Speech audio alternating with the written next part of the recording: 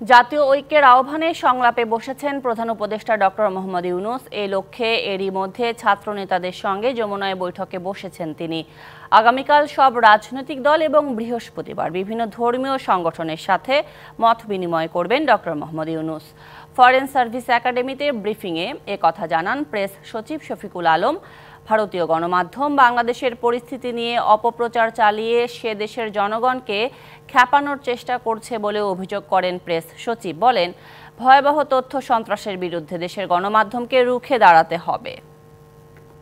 আমরা আশা করি আমাদের যারা সিটিজেন গ্রুপ, আমাদের যারা ডায়াসপোরা গ্রুপ, আমাদের যেগুলো পলিটিক্যাল পার্টি, সিভিল সোসাইটি, তাদেরও এই বিষয়ে সোচ্চার হওয়া উচিত। কারণ আমাদেরকে নিয়ে এক ধরনের ম্যাসিভ মিস ইনফরমেশন ক্যাম্পেইন হচ্ছে, সেটা পুরো আমাদের জাতিকে তারা একটা কাঠ গড়ানোর, দাঁড় করানোর একটা অপচেষ্টা করছে। আমরা ভারতের সাথে সুসম্পর্ক চাই। ভারত আমাদের বৃহৎ একটা নেইবার অবশ্যই, বাট আমরা মনে করি এই সুসম্পর্ক হতে হবে ন্যায্যতা এবং সমতার ভিত্তিতে। নগদের সর্বোচ্চ বার 167 টাকা রিচার্জে পাবেন 1 লাখ টাকা পুরস্কার। আরও আছে প্রতি সপ্তাহে পুরস্কার ও ক্যাশব্যাক।